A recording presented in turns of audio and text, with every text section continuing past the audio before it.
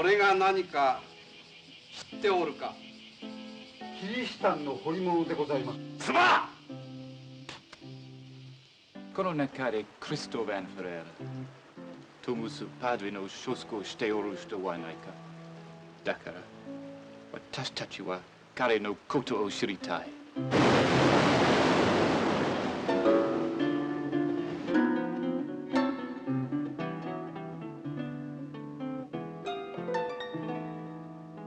それよりキリシタンは近世のこの国になぜ上陸された、処刑を受けるのを承知で来られたか。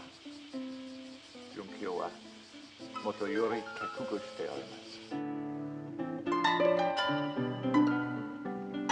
す。両人ともどうしても転ばぬと申すのか。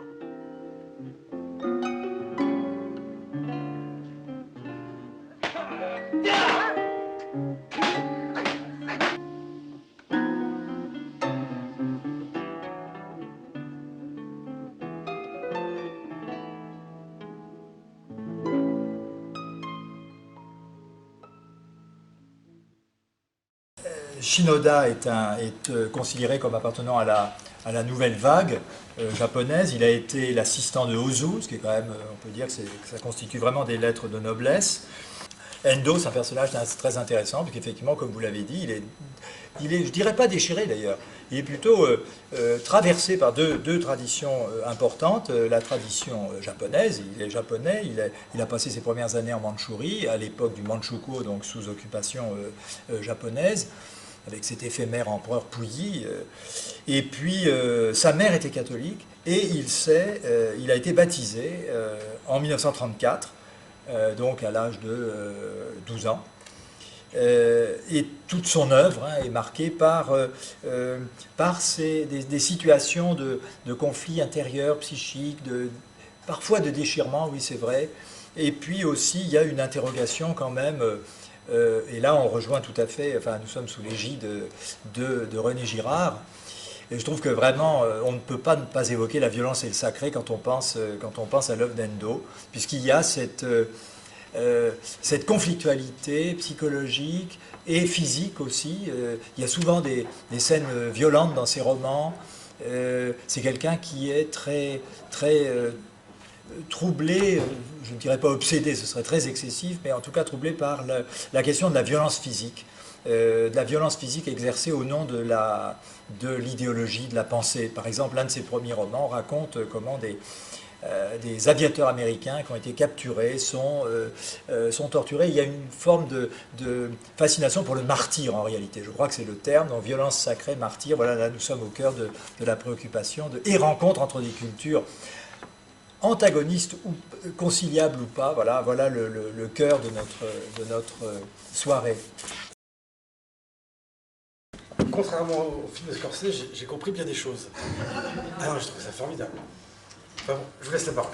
Après, oui, non, je ne vais pas faire l'exégèse du film, mais j'espère, je veux dire quelques mots, puis j'espère que dans la salle, il y aura des réactions. Bon, ce qui est frappant, d'abord, face à un objet cinématographique comme celui-là, c'est la pluralité finalement des lectures possibles de cette histoire. Donc c'est un peu vertigineux d'ailleurs, parce que du coup on ne sait plus très bien par quel bout prendre les choses. Bon, on pourrait avoir bon, je dirais quelques mots de précision historique, mais au fond c'est peut-être pas le plus important. Le film, disons-le d'emblée, historiquement, c'est assez proche de la réalité, même si évidemment c'est une écriture romanesque, une dramaturgie, et puis c'est un film à un message.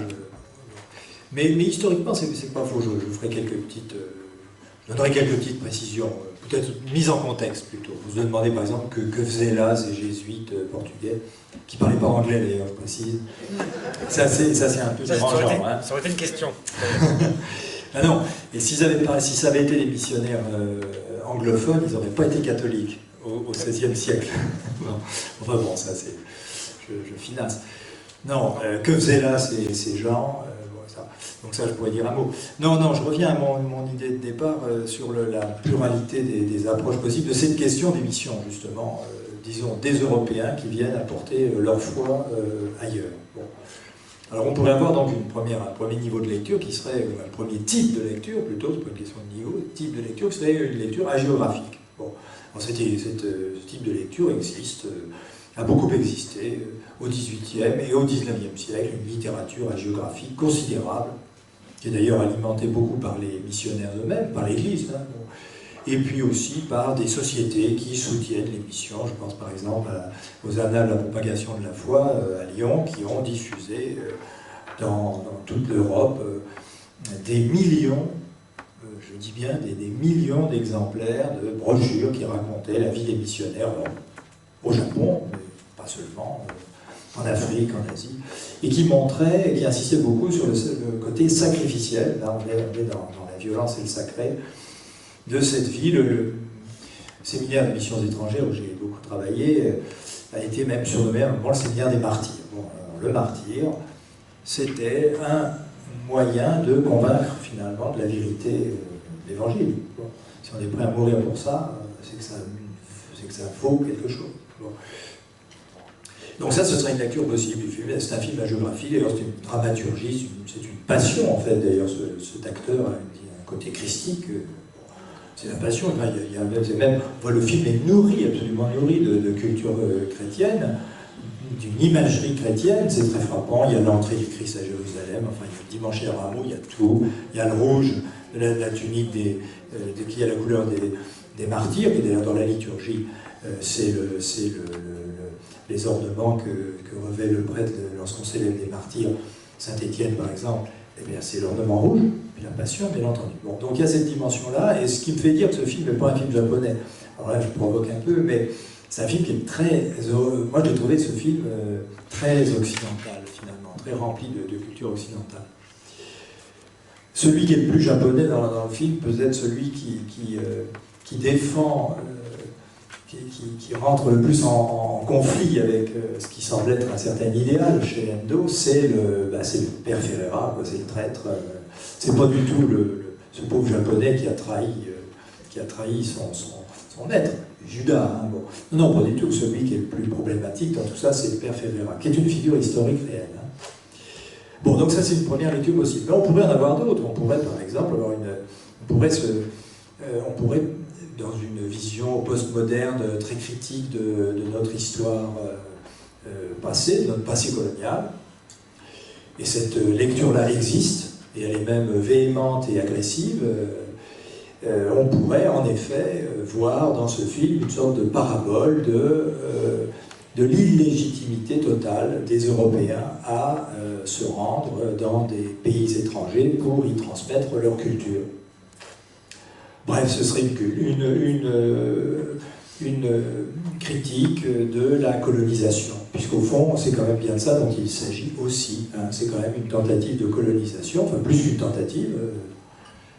D'ailleurs, dans le film, Endo, qui est bien renseigné, rappelle que, je crois qu'il le fait dire au père Ferreira, non, il le fait dire au shogun, si nous vous laissons rentrer, vous autres les chrétiens, demain nous aurons les Hollandais, les Anglais, en plus de vous, Portugais et Espagnols. Ben oui, c'est la colonisation, c'est le début, c'est la première mondialisation. Et on peut comprendre, d'une certaine mesure, le réflexe souverainiste du shogun qui défend son territoire et qui ferme ses frontières. Et d'ailleurs, c'est exactement ce qui s'est passé dans cette période. Il y a eu, au début du XVIIe siècle, autour du XVIIe siècle, un repli, un isolationnisme japonais, par peur des navires, enfin par peur de la colonisation qui se préparait depuis l'Inde et depuis les Philippines. D'ailleurs, les deux noms qui sont cités dans le film, Goa et Macao, ne sont pas du tout cités au hasard. Goa, c'est la base arrière des Jésuites, depuis le milieu du XVIe siècle. Et Macao, c'est leur pointe avancée en Asie du Sud-Est. Dans l'histoire des Jésuites, d'ailleurs, Macao, c'est pas n'importe quoi, c'est là que François-Xavier fonde le premier grand collège Saint-Paul, qui était un lieu de formation des missionnaires, où on leur enseignait notamment à parler japonais, et pas seulement, enfin à parler chinois aussi, parce que ça vous a frappé sans doute dans le film aussi, évidemment, ces missionnaires Rodriguez, Ferreira parlent tous couramment le japonais. Alors ça, c'est pas un fantasme. On apprenait, ça c'est la méthode des jésuites, l'un des 4 points de la méthode Ricci. Ricci est un père jésuite qui est arrivé au milieu du XVIIe siècle en Chine, après les premiers missionnaires jésuites qui sont allés au Japon, et Savignano notamment. Eh bien, la méthode, ce qu'on a appelé la méthode Ricci, ça consistait, et on le voit très bien dans le film, ça consistait à entrer en contact avec les élites. D'ailleurs, vous avez vu qu'il est traité d'égal à égal par le shogun. C'est un lettré comme le shogun. Enfin, je dis le shogun, je ne suis pas sûr que ce soit un shogun d'ailleurs, c'est un gouverneur. Ça pourrait être ça. C'est-à-dire c'était des gens qui gouvernaient au nom de l'empereur. L'empereur n'a plus aucun pouvoir à ce moment-là. Je dirais peut-être un mot de ça tout à l'heure, enfin je ne vais pas être trop long. Il faut m'arrêter parce que bon, ça peut durer des heures. Donc disons, en tout cas, on voit, je reviens au film, on voit très bien qu'ils parlent d'égal à égal avec ce père, mais tout simplement parce qu'ils sont lettrés, tous les deux sont des lettrés. Voilà. C'est pas les gens du peuple. Donc c'est exactement ça la méthode Ricci, entrer en contact avec les élites pour les convertir, sachant que dans ce Japon féodal, la conversion des élites entraînera la conversion du peuple, la conversion de leurs vassaux. C'est un système féodal. Ça, c'est la méthode Ricci. Connaître la culture de l'autre pour pouvoir mieux, bien entendu, le convaincre. S'adapter à ses mœurs, c'est la fameuse méthode de l'adaptation développée par les jésuites et dont je disais tout à l'heure que finalement, elle a été, en quelque sorte, j'ai écrit un article là-dessus. Alors là, je vais être d'une outrecuidance totale, mais ça ne fait rien, il est tard, on me pardonnera. Je pensais être le seul à avoir montré jusqu'à présent, en tout cas en langue française, le lien qui existe entre le développement de l'anthropologie américaine culturaliste au début du XXe siècle et l'évolution de la pensée missionnaire, et notamment dans les milieux jésuites, dans les années 30. En fait, ils pratiquent la même chose, sauf que les jésuites l'ont fait, c'est pas pour faire de l'apologétique, hein, mais les jésuites l'ont fait au Japon dès le XVIe siècle, puisque les anthropologues américains ont pratiqué dans le milieu, chez les Esquimaux par exemple, je pense à Franz Boas ou à Herzkovitz dans les années 30-40, qu'est-ce qu'ils font? Ils s'immergent. Ils vivent au milieu des gens, ils parlent leur langue, ils s'habillent comme eux, ils vivent comme eux.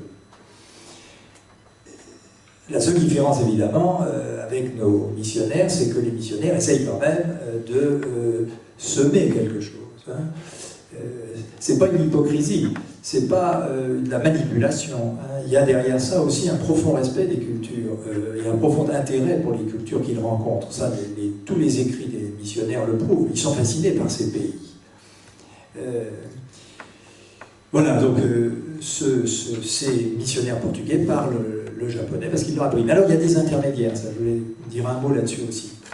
Ce sont les japonais qui parlent le portugais, en l'occurrence, bon, ils parlent anglais, mais c'est pas grave, dans le film on les fait parler anglais, mais au Japon ils parlaient portugais. Ça c'est fondamental dans le dispositif, c'est ceux qu'on appelle dans d'autres pays, dans d'autres pays de mission, je veux dire les catéchistes. En fait c'est des gens qui étaient assez doués pour apprendre les langues des Européens, et qui devenaient des traducteurs, des interprètes, et qui aidaient aussi les missionnaires d'ailleurs à apprendre la langue du pays, le chinois ou l'indonésien ou le japonais. Ça, ce sont des personnes essentielles dans le dispositif et on les voit très très bien dans le film. Hein, c'est plusieurs de japonais qui parlent, qui sont bilingues en fait, et qui servent d'interprètes, qui servent d'intermédiaires. Donc tout ça est tout à fait dans le film très bien montré et donne une idée, je trouve, assez juste de la façon dont la foi chrétienne a pu progresser justement dans ces populations, parce qu'après tout on peut légitimement se poser la question comment ça a pu marcher. 300 000 chrétiens sur une population d'environ 10 millions de Japonais au tournant du XVIe et du XVIIe siècle, c'est considérable. Nagasaki, dont on parle dans le film, était une ville chrétienne, totalement christianisée. D'ailleurs, elle avait même été fortifiée vers 1580 par les jésuites. Pourquoi avait-il fortifié Nagasaki? Et c'est pourquoi c'était un enjeu pour le pouvoir japonais de reprendre Nagasaki. Ben, ils avaient fortifié Nagasaki tout simplement parce que les jésuites se sont ont participé, comme les missionnaires d'ailleurs l'ont fait dans d'autres pays de mission, ils ont participé en fait à une guerre civile, et ils ont pris parti pour certains seigneurs féodaux contre d'autres. Disons que les plus anti-catholiques ont été, plus exactement, le Japon s'est trouvé divisé, si vous voulez, entre des seigneurs qui aspiraient au pouvoir, à un pouvoir hégémonique. Bon, c'est un pays divisé, c'est une guerre civile. Et les jésuites ont habilement joué certains seigneurs contre d'autres seigneurs. C'est ce qui leur a permis de gagner une certaine influence. Et donc les seigneurs qui cherchaient à étendre leur pouvoir localement se sont appuyés sur les jésuites, d'autant que les jésuites servaient d'intermédiaires avec des marchands portugais qui apportaient des armes et puis aussi des marchandises et de l'argent. Donc là, alors là, je rentre, si vous voulez, dans la dimension peut-être moins agéographique et un petit peu plus humaine, trop humaine, hein, de ce qui se passe dans les pays de mission. Il y a ça aussi, il y a des enjeux politiques et économiques, des enjeux de domination, dont, que ce soit au XVIe ou dans les siècles suivants, les missionnaires et les Européens ont su tirer parti. Alors ça, c'est pas montré dans le film, mais ça peut expliquer le ressentiment, voire la haine qu'éprouvent les Japonais pour ces Européens. C'est que ces Européens, c'est pas des, j'allais dire, c'est pas des enfants de cœur, mais c'est-à-dire ils sont pas sans rechercher des intérêts bien concrets, qui sont notamment des intérêts économiques. Il ne faut pas oublier que c'est quand même le roi du Portugal qui a envoyé les missionnaires, qui a demandé au pape qu'il lui prête des jésuites. Les jésuites, ils n'étaient pas fait pour ça à l'origine. Encore qu'il y avait une dimension missionnaire. Ignace de Loyola voulait convertir l'Afrique. C'était un de ses projets. Bon. Mais c'est quand même le pouvoir politique qui a demandé au pape de lui prêter des missionnaires précisément pour contribuer par le biais de l'évangélisation à une œuvre qui était plus ambitieuse, qui était vraiment une œuvre d'hégémonie européenne sur ces terres inconnues qui n'appartenaient à personne. Hein. Pour les Européens, le Japon, c'est terra nullius. Ça n'appartient à personne, donc on peut se l'approprier. Ça, c'est le traité de Tordesillas de 1494. Hein. Le roi d'Espagne et le roi de Castille se partagent le monde en deux. Voilà. On trace un méridien qui passe par le Brésil. Tout ce qui est à l'ouest, c'est aux Portugais. Tout ce qui est à l'est, c'est aux Espagnols. Non, c'est le contraire. Tout ce qui est à l'ouest est aux Espagnols. Tout ce qui est à l'est est aux Portugais. Et que le meilleur gagne. Voilà pourquoi le Japon s'est trouvé dans cette sphère, d'ailleurs entraîné.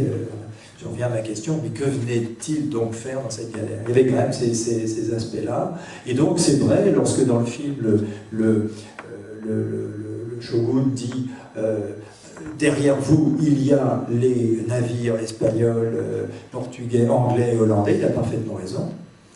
Il a particulièrement raison au XVIIe siècle. Ce qu'il faut souligner, je m'arrête là, parce que j'ai dit déjà trop de choses, mais je parle trop vite, mais c'est que les Anglais et les Hollandais, c'est pas la même chose que les Espagnols et les Portugais, ce sont les protestants. Et ils ont fait une promesse aux Japonais, au pouvoir centralisé japonais, car à ce moment-là, il y a un shogun voilà, qui domine, disons, le Japon, au nom de l'empereur. Hein. La guerre civile est finie, le pouvoir est centralisé, il est donc il est donc devenu très hostile aux présences étrangères, parce que finalement plus personne n'a besoin de l'aide, désormais de l'aide des étrangers, des Japonais, des Portugais. Et donc les Anglais et les Hollandais, très habilement, ont fait savoir que eux n'imposeraient pas leur religion, qu'ils n'étaient là que pour le commerce, à la différence des jésuites espagnols et portugais. Et lorsque la persécution s'achève, elle s'achève dans les années 1620, à peu près. Elle a fait, on ne sait pas très bien combien de victimes, ce n'est pas des milliers. Bon. Il y a une mise en scène qui est destinée à faire peur. Bon. Lorsque la persécution s'achève et que les jésuites sont expulsés, eh bien, le port de Nagasaki rouvre au commerce étranger, mais il n'est ouvert qu'aux Hollandais. Seuls les Hollandais ont le droit de commercer avec le Japon, et ça va durer jusqu'en 1868, ouverture, début de l'ère Meiji, et ouverture au monde, alors là, sous la contrainte, bien entendu, des Anglais d'ailleurs. C'est la fameuse politique de la canonnière, et là, le Japon va être obligé de rentrer dans le jeu du commerce mondial. C'est la deuxième mondialisation industrielle qui commence. Donc c'est quand même une longue période d'isolement d'isolationnisme pour les Japonais, avec interdiction de pratiquer le christianisme, des contrôles, effectivement, on demande aux gens de piétiner une image sainte, hein, s'ils refusent, ben, c'est qu'ils sont chrétiens, et dans ce cas, ils n'ont pas de papier d'identité, sinon donc il y a vraiment c'est pas une tolérance, il n'y a aucune tolérance à l'égard de ça, et une reprise d'influence du bouddhisme qui avait été pas mal perturbée par des disputatio à la façon médiévale, des disputatio avec les jésuites qui organisaient des grandes rencontres avec des sages bouddhistes en japonais et qui leur prouvaient, qui avaient pour but de prouver leurs erreurs. Beaucoup de gens s'étaient à ce moment-là éloignés du bouddhisme. Le bouddhisme redevient la religion officielle à partir de 1620 à peu près. Voilà, bon, j'ai trop parlé. Excusez-moi. Ah non, pas du tout, pas du tout. Non, ça pourra encore bien davantage. Je vais laisser la parole, mais j'ai aussi envie de dire 2-3 mots, puisque le film m'a assez enthousiasmé. Moi qui n'avais pas été convaincu par celui de Martin Scorsese, et pourtant, que je vénère par ailleurs, Casino est un chef-d'œuvre absolu. Mes silences, je ne comprenais pas, dans un sens, l'enjeu même qui était le sien. D'autant plus que la problématique semblait un peu dépassée. Pourquoi le fait de renier sa foi nous fait cesser d'être chrétien? Enfin, c'est quelque chose, si je puis dire, qui n'est plus de notre temps. Ça me paraissait complètement superflu, et c'est d'ailleurs la conclusion même du film, que de dire, mais finalement, on peut renier sa foi tout en restant chrétien, etc. Bon, ça n'allait pas plus loin. Là, j'ai compris bien des choses. Je ne sais pas pourquoi, ne serait-ce que dans la diversité, il y a même trop d'interprétations, celles que vous avez suggérées. Évidemment, l'enjeu, c'est que tout se passe dans une lecture purement immanente. C'est-à-dire qu'ils ont face à eux, en quelque sorte, un chrétien en tant qu'il est occidental. C'est-à-dire que ce qui doit arriver, c'est les fusils, comme ils disent, et la culture occidentale, derrière le chrétien. C'est ça qui les effraie, d'abord et avant tout. Et face au prêtre, il y a le gouverneur. C'est-à-dire, au fond, c'est comme s'il n'y avait que Ponce Pilate. Et le reste, on n'était pas là. Donc, ça se passe vraiment sur un plan immanent, qui vient contester d'une certaine manière, malgré tout, la vérité du catholicisme. C'est-à-dire, au sens, comme ils le disent, la vérité universelle. Catholique, ça veut dire universel. À partir du moment où il y a une région dans le monde qui ne peut pas être pénétrée par le christianisme, ça en conteste en quelque sorte la substance même. Le japonais est à l'apôtre ad extero ce que les juifs étaient à l'apôtre ad intero. C'est celui, le résistant, celui en un sens qui ne sera jamais pénétré par le christianisme. Donc il y a quelque chose comme un scandale, je le comprends. Mais ce qui m'a frappé là, c'est qu'il y a malgré tout, malgré ce conflit des cultures, un moment où ils sont rapprochés l'un à l'autre. C'est la souffrance, la manière dont on peut endurer une souffrance pour ne pas renier sa foi. C'est-à-dire que là, en un sens, le japonais et le chrétien se rencontrent. Et ça, c'est étonnant. Parce que ce n'est pas forcément pour la même raison qu'un chrétien japonais, si je puis dire, va résister à la torture que le prêtre Ferreira ou tant d'autres. Ça veut dire que là, d'une certaine manière, le prêtre Ferreira, pourquoi? Il veut être martyr, il veut témoigner de sa foi. Donc c'est au nom de Jésus-Christ. Et c'est ça qui lui donne sa force. C'est ça qui fait que dans sa faiblesse, il sera fort. Donc il y a une lecture anti-paulinienne, mais de part en part dans ce film. Les Japonais ne pourront pas comprendre Saint Paul, ça c'est clair. Qu'on soit fort en étant faible et inversement, bon ça c'est pas... C'est soit fort, soit faible. Si tu es fort, tu ne te renies pas. Si tu te renies, tu es faible. Et en un sens, tu es même du coup excommunié de la société, on ne peut plus faire confiance. Le problème de celui qui s'est renié, c'est qu'ensuite, plus personne ne lui fait confiance. Donc celui qui, le chrétien japonais qui ne se renie pas, il le fait pour l'honneur. Ça n'a rien à voir. C'est le samouraï. Et là, il y a une phrase extraordinaire. Il dit, mais un samouraï qui devient chrétien, mais qui s'en soucie? Ça veut dire que c'est par des vertus japonaises, si je puis dire, qu'on s'est fait plus chrétien que le chrétien. Et je veux dire, on peut pas rivaliser, alors c'est une vraie rivalité mimétique en quelque sorte, mais on ne peut pas rivaliser avec un japonais pour jouer les kamikazes. Enfin, soyons sérieux. On s'est mis sur leur terrain avec leurs propres armes, très jésuitiques, mais avec des armes dans un sens qui nous dépasse largement, ce qui fait qu'évidemment, face à eux, on ne peut que céder. Ils sont beaucoup plus forts que nous. Voilà.